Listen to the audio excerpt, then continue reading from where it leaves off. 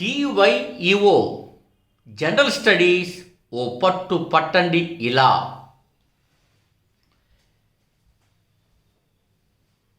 Welcome to one and all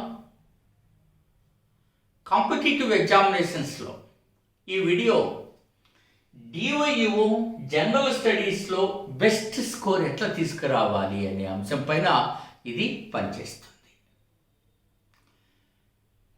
వీడియోలోకి వెళ్ళబోయే ముందు ఈ ప్లాట్ఫామ్ని ఫస్ట్ టైం విజిట్ చేస్తున్న వాళ్ళు ఈ ఛానల్ని సబ్స్క్రైబ్ చేసుకోండి. ఇందులో వచ్చే విలువైన సూచనలను సలహాలను మీరు పాటించండి. Point number 1. నెక్స్ట్ ఈ వీడియోని దయచేసి my humble and sincere request, ఈ వీడియోని లైక్ చేయండి, నలుగురికి చేర్చేటువంటి ప్రయత్నం చేయండి. సహజంగా Dy.EO అనగానే 3 పేపర్లు ఉన్నాయని, అందులో జనరల్ స్టడీస్ కీలకము అని మనకు అర్థమవుతుంది. జనరల్ స్టడీస్ అనేది ఒక అర్థం కాని మాయా ప్రపంచం.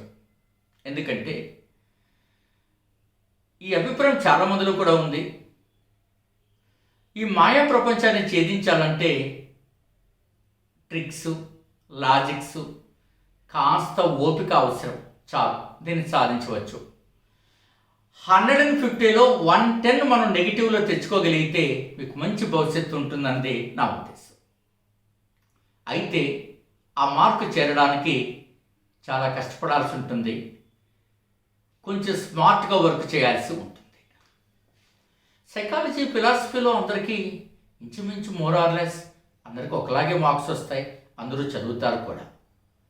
జనరల్ స్టడీస్లో ఒక లోపం నేను చెప్తాను, నన్ను గట్టిగా తిట్టుకోకపోతే.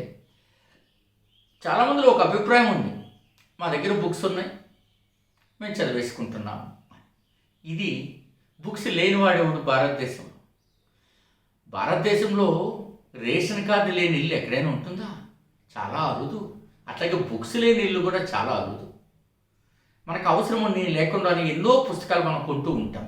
కానీ ఏ ఎగ్జామ్కు మనం వెళ్తున్నాము, ఆ ఎగ్జామ్ ప్యాటర్న్ ఎట్లా ఉంటుంది, ప్రస్తుతం కరెంట్ ట్రెండ్ ఎలా ఉంటుంది అనేవి కూడా మనం పరిశీలించాలి. ఆ పరిశీలనలో భాగంగా నేను ఈవేళ 25 సంవత్సరాల అనుభవంతో నేను మీకు కొన్ని సూచనలను, సలహాలను చేయబోతున్నాను. Dy.EO జనరల్ స్టడీస్లో ఫస్ట్ నేను తొలి క్షణాల్లో చెప్పినట్టుగా ఈ మాయా ప్రపంచాన్ని మనం సులువుగా అర్థం చేసుకోవచ్చు. ఫస్ట్ ఏం చేస్తాము అంటే, నాకు అర్థమైంది, జనరల్ స్టడీస్ అనగానే సహజంగా మనం స్కూల్ డేస్లో చదువుకున్న పుస్తకాలు అంటే సబ్జెక్టులు, వాటిని డిగ్రీ స్టాండర్డ్లోనూ అంతకంటే హయ్యర్ స్టాండర్డ్ అయిన పీజీ లెవెల్లోనూ ఉంటాయి. కాంపిటేటివ్ కాబట్టి స్ట్రైట్గా కాకుండా అప్లికేటివ్గా సబ్జెక్ట్ అర్థమయ్యే విధంగా అడగడానికి ఎక్కువ అవకాశం ఉంటుంది. స్ట్రైట్ క్వశ్చన్స్ 30% ఉంటాయి. 150 క్వశ్చన్స్లో మీకు 40-45 క్వశ్చన్స్ స్ట్రైట్గా ఉంటాయి. సో ఆ స్ట్రైట్గా ఉన్నటువంటి ఆన్సర్స్ని మనం కంపల్సరీగా చేయాలి. వాటినే ఇప్పుడేముంటున్నామంటే బేసిక్స్ అంటున్నాం. అంటే అట్లా అయిపోయింది ఇప్పుడు. ఇక అప్లికేటివ్గా అంటే మీకు సబ్జెక్ట్ పైన నాలెడ్జ్ ఉండాలి. ఈ కాన్సెప్ట్ ఎక్కడి నుంచి వస్తుంది? ఏదో ఒక బుక్, 2 పుస్తకాల నుంచో రాదు. మొహమాటం లేకుండా చెప్తున్నాను, ఇదే బుక్ నుంచి వస్తాయని చెప్తే అది దురభిప్రాయమే అవుతుంది. ఎవరైనా సరే 10ల సంఖ్యలో పుస్తకాలు పరిశీలించి బుక్స్ రాసుకొని ఈ బుక్స్ నుంచి వస్తాయంటే మనం కొంచెం తల ఊపచ్చు. కారణం, అన్నిటినీ కంపైల్ చేసే శక్తి ఉండాలా, దానికి నాలెడ్జ్ కూడా ఉండాలి. ఊపిరితిత్తుల గురించి చెప్పేటప్పుడు మోకాళ్ళ గురించి దాన్ని ఆ రెండింటిని కలబరిచాడనుకో బుక్ అయిపోతాం. అట్లాగే ఇక్కడ కూడా మనం పుస్తకాలు ఉండగానే సరిపోదు, వాటిని చదువుకునే విధానం కూడా అవసరం. ఉదాహరణకు మన endowment group 4 general studies paper చూసిన తర్వాత చాలామంది అభిప్రాయం కూడా మారింది. మీకు దాంట్లో మీకు అడిగాడు రాజమహల్ కొండలు అని. గతంలో ఇవి ఏం చదివేవాళ్ళు మీరు? రాజమహల్ కొండలు ఏ రాష్ట్రంలో ఉన్నాయని చదివారు. ఆ తర్వాత రాజమహల్ కొండలు లో నివసిస్తున్న గిరిజనులు అవి అడిగారు. ఈసారి ఏమడిగారో తెలుసండి? ఛోటా నాగపూర్ పీఠభూమికి ఈ రాజ్మహల్ కొండలు ఆగ్నేయంగా ఉన్నాయా, ఈశాన్యంగా ఉన్నాయా, వాయువ్యంగా ఉన్నాయా, ఈ లెవెల్లో బిట్ అడిగారు. అంటే కంప్లీట్ స్ట్రక్చర్ మనకి అవసరం అవుతోందని మీరు దయచేసి గుర్తుపెట్టుకుంటారు. మన లక్నో ఒప్పందం గురించి హిస్టరీలో అడిగారు. ఏమడిగారు? లక్నో ఒప్పందం తెలియాలంటే నీకు సూరత్ చీలిక తెలియాలి. You must know about Surat split. What was happened before Lucknow pact in the year 1916. So కాబట్టి ఇది కంపల్సరీ తెలిస్తే నీకు లక్నో ఒప్పందం ఏంటో తెలుస్తుంది. మామూలుగా లక్నో ఒప్పందం ఏమిటి, అదేం జరిగింది, ఆ సమస్యకి అధ్యక్షత వహించింది ఎవరు, అట్లాంటి పిట్టికి కాలం చెల్లింది. మనం కొత్తగా ఆలోచన చేసుకోవాలి. ఇట్లా మనం కొత్తగా ఆలోచనలు చేసుకుంటే సరికొత్తగా మనకు ఆలోచన చేయడానికి అవకాశం ఉంటుంది. లాస్ట్ టైం బిట్టు కూడా అడిగాడు, మీరు గమనించుంటారు. శ్రీకృష్ణదేవరాయల దినచరిని ఈ క్రింది వల్ల ఏ గ్రంథం తెలియజేస్తుంది అని ఇచ్చాడు. నేను అది సింపుల్ జీకే పుస్తకంలో రాశాను. మీరు ప్రముఖ హిస్టరీ పుస్తకాల్లో కూడా అది ఉండదు. కారణం ఆ బెంటప్ మైండ్తో నిరంతరం పనిచేయాలి. మీరు మమ్మల్ని చూడొచ్చు, ఎప్పుడైనా సరే కాంక్రీట్గా సిన్సియర్గా వర్క్ చేస్తూనే ఉంటాం, అవునా? సో అందులో మీరు ఈ శ్రీకృష్ణదేవరాయల గురించి చెప్పినప్పుడు నేను కర్ణాటకలో దాని గురించి రాశాను. కర్ణాటకలో ఎక్కడ రాశాను చూడండి, PDF 22 కర్ణాటక రాష్ట్రం పేజ్ నెంబర్ 19 రాయవాచకం. గమనించే ఉంటారు, ఇక్కడ ఉంటుంది రాయవాచకం. ఈ బుక్ మన దగ్గర తీసుకున్న వాళ్ళు అందరి దగ్గర ఇది గమనించండి. నేను ఇంకా ఇప్పుడు కొత్త ప్రయోగం కూడా మీకు చేయబోతున్నాను. కరెంట్ అఫైర్స్ అన్ని స్టేట్స్లోకి తెచ్చేసి మళ్ళీ మిగిలిన కరెంట్ అఫైర్స్ అన్ని ఒక విధంగా రాసిస్తాను. అవి ఎలా ఉంటాయో మీరు చూస్తారు, ఓకేనండి? సో కాబట్టి ఇది మీరు ఫస్ట్ చేయాలి. ఇవి చేయాలంటే ఫస్ట్ ఒక స్టేట్ తీసుకుని చేయాలి. అందుకే నేను ఒక స్టేట్ తీసుకుని 9 రకాల సబ్జెక్టుతో ఫస్ట్ ఒక బౌండ్ బుక్ తయారు చేశాను. దీనివల్ల ఏమవుతుంది, మనకు సబ్జెక్ట్ అంతా ఫ్యాక్ట్ 15 డేస్లో చదివేస్తారండి. ఇంకా తెలివైన వాళ్ళు అయితే, అంటే తెలివైన వాళ్ళు కాదు, సారీ, టైం ఉన్న వాళ్ళు అయితే ఈజీగా చదివేస్తారు. ఒక 1 వీక్లో చదివారు కూడా. అన్నిటికంటే ఆంధ్రప్రదేశ్లో ప్రతి జిల్లాకు ఒక PDF చొప్పున సింపుల్గా ఏపీ పేరు వచ్చే బిట్లన్నీ ఇక్కడ చేశారు. లాస్ట్ టైం మీరు గ్రూప్ 4 ఎగ్జామ్ చూశారు కదా, అందులో ఏమడిగాడు వాడు? కర్నూలు జిల్లా ఎప్పుడు ఫామ్ అయింది, అనంతపురం జిల్లా ఎప్పుడు ఫామ్ అయింది అని అడిగాడు. ఇది ఎందుకు అడిగాడు? జిల్లాల పునర్వ్యవస్థీకరణ జరిగింది కాబట్టి ఆ బిట్ అడుగుతారు. ఇది ఏ పుస్తకంలో లేదు, మీరు కావాలని చూడండి. ఇప్పుడేమైనా యాడ్ చేసారేమో నాకు తెలియదు, అంటే ఇప్పుడు కొత్తగా వచ్చిన వాటిలో. కానీ మనం నా అంచనా ఎలా ఉంటుందో మీకు తెలియచెప్పడానికి చెప్తున్నా. ఇది తప్పుగాను సార్ ఏదో సోది చెప్తున్నాను కొత్తాను. ఇది మీకు అవసరమైనటువంటి సోది అని నా అభిప్రాయం. దాంట్లో ఉన్నాయి కదా, మీరు చూడండి. నేను ప్రతి జిల్లాకి రాసిన ఈ బుక్ చాలామంది చేతిలో ఉంది, మన దగ్గర కొన్నవాళ్ళు. చూడండి, ఇది ఎప్పుడెప్పుడు ఏర్పాటయ్యే రాశాం. కడప జిల్లా ఎప్పుడు ఏర్పాటైంది, దాని ప్రధాన కేంద్రాన్ని ఎక్కడికి మార్చారు, ఇట్లా అన్ని ప్రతి రాయలసీమ జిల్లాకు రాశాను. కారణం ఏంటంటే నేను రాయలసీమ జిల్లాలకు వెస్ట్ గోదావరి, ఈస్ట్ గోదావరి జిల్లాలకు రాశాను. అవే అప్పుడు చాలా ప్రాధాన్యత బ్రిటిష్ పీరియడ్లో. ఇది ఊహ ఉండాలి మాస్టర్కి మ్యాక్సిమం. అట్లా ఉంటే 10కి 8 మనం తెప్పించగలుగుతాం. 2 మనం వస్తాయో రావో చెప్పలేము. అట్లా ఇది నిరంతరం వర్క్ చేస్తుంటేనే మనం చేయగలం. అందుకే సింపుల్గా మీకోసం అవి తయారు చేసి కాబట్టి ఫస్ట్ అవి చదవండి. అవి చదివేటప్పుడు ఆ ఏరియాస్ మార్క్ చేసుకొని చదవండి. ఇంకొక ఉదాహరణ నేను మీకు చెప్తాను. ఇప్పుడు కుతుబ్ మినార్ ఒక చారిత్రక కట్టడం ఉంది అనుకోండి, అది జీకే పరిధిలోకి కూడా వస్తుంది. సార్ మధ్య చరిత్ర అని అనుకోవచ్చు. ఈ కుతుబ్ మినార్ అందరూ అనుకుంటే ఫస్ట్ ఎవరు నిర్మించారు అని అడుగుతారు. తర్వాత దాని ఎత్తు ఏంటి అని అడుగుతారు. తర్వాత అది ఎందుకు నిర్మించబడింది అని అడుగుతారు. తర్వాత అది పూర్వం ఏమైనా హిందూ ఆలయం ఉందా లేదా అని అడుగుతారు.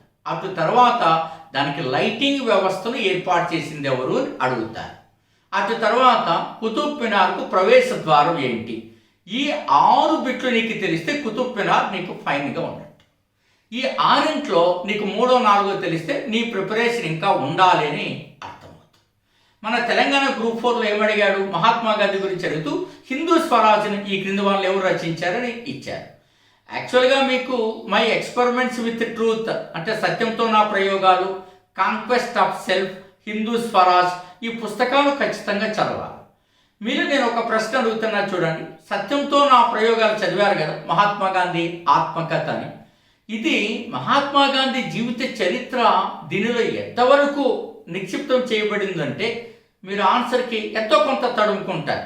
ఇది ఎప్పుడు ప్రచురించారు అన్న కూడా ఎంతో కొంత తడబడతారు. మీకు అర్థమవుతుందండి. కానీ ఇది ఎప్పుడు ఈ 2 ప్రశ్నలు ఇప్పటి వరకు అడగలేదు. ఇది ఆర్కైవ్స్లో మాకు తెలిసి హిస్టరీ చదివినటువంటి వ్యక్తులుగా జాగ్రత్తగా మనం ఉండాలి. అదే బెంట్ ఆఫ్ మైండ్ అండి. మీకు నేను జీకేలోనే చెప్పేస్తున్నాను. అట్లాంటివన్నీ సింపుల్ అండి. మీరు మళ్ళీ ఏమీ చూడక్కర్లేదు. నేను గుజరాత్కి వెళ్తే మహాత్మా గాంధీని తీసుకొచ్చేస్తానండి. గాంధీనగర్ ఉంది కదండి, ఆ గాంధీనగర్లోనే మహాత్మా గాంధీని తీసుకొచ్చి ఆయనకి సంబంధించిన సమస్త విషయాలను అక్కడే మనం చెప్తారండి. అందులో మీకు ఉంటాయి. చూడండి, గుజరాత్ PDF 20లో మహాత్మా గాంధీ గురించి ఫస్ట్ ఐన్స్టీన్ రాసిన స్టేట్మెంట్ ఇచ్చాను. రక్త మాంసాలు కలిగిన ఒక జీవి ఈ భూమిపైన జీవించాడు అంటే రాబోయే తరాల వారు నమ్మరు. ఐన్స్టీన్ ఏ మాట అన్నాడు. ఇది చాలాసార్లు అడిగేశాడు. కానీ మీరు ఇక్కడ గమనించండి మిత్రులారా, ఇక్కడ మీరు గమనిస్తే ఏమేమి మనం రాశామో మీకు అర్థమవుతున్నది. ఆయన ఎక్కడెక్కడ చెప్పాడు, ఏమేమి చెప్పాడు, ఎక్కడెక్కడ, ఈ విషయాలన్నీ ఇందులో మీకు కనపడతాయి. ఓకే, ఇట్లా మీరు తయారు చేసుకోగలగాలి. సింపుల్గా చేయాలా, అన్ని పాయింట్లను మనం చేయవచ్చు. రైట్, ఇక్కడికి మనం పూర్తి చేసుకోవాలి. ఇక దీనికి సంబంధించి మనం 30 పుస్తకాలు పరిశీలించి Dy.EOకి 25 సంవత్సరాల అనుభవంతో ఒక టీం అంతా కలిసి ఒక సెట్ పుస్తకాలు రూపొందించడం జరిగింది. మీకంతా సెట్ అంతా ఇలా వస్తుంది. ఇవన్నీ 45 డేస్లో మీరు చదివేటట్టుగా వస్తాయి. ఇట్లా ఒక 45 డేస్లో మీరు చదివేటట్టుగా అన్ని క్లియర్గా వస్తాయి. ఇంకొక విశేషం చెప్తానండి. టెస్ట్లు అనేవి మనము సబ్జెక్టులో ప్రాక్టీస్ కోసం కాకుండా నాలెడ్జ్ ఇచ్చే విధంగా తయారు చేయడం జరుగుతుంది. మనం ఎప్పుడు మీరు పరిశీలించుకోవచ్చు. అందులో 150 టెస్ట్లు మీకు వస్తాయి.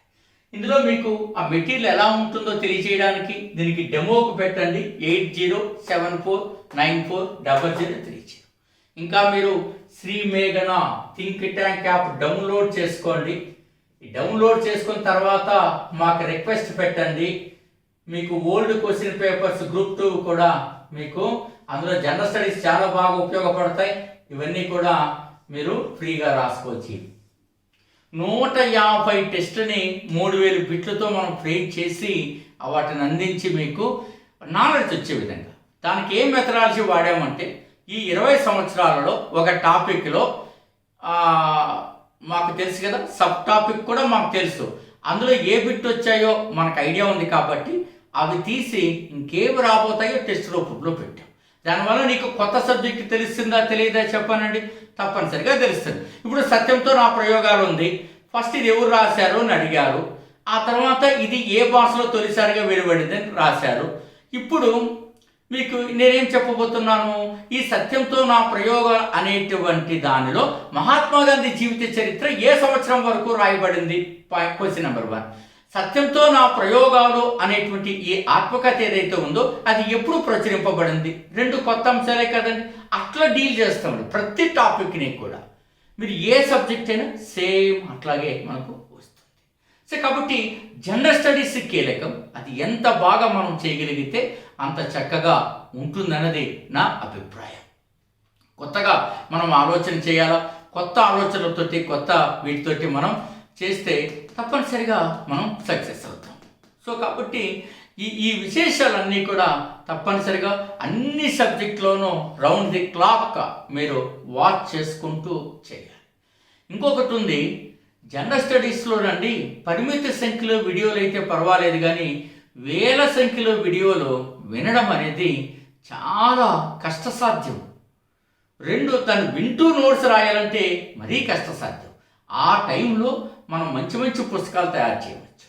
అందుకే మీకు నేను దేశమంతటా యూట్యూబ్ ద్వారా పరిశీలించి ఏదైతే బెస్ట్ అని నేను భావించానో అప్పుడు ఈ మెటీరియల్కు రూపకల్పన జరిగింది మాకున్న అనుభవంతో. ఎప్పుడైనా మా పీడిఎఫ్ను పరిశీలించండి, అది ఎంత మేధోపరంగా నైపుణ్యపరంగా ఉందో. మీరు Dy.EO చాలామంది టీచర్లు రాస్తారు కాబట్టి మీ మేధాశక్తితో పరిశీలించాలని my sincere and humble request.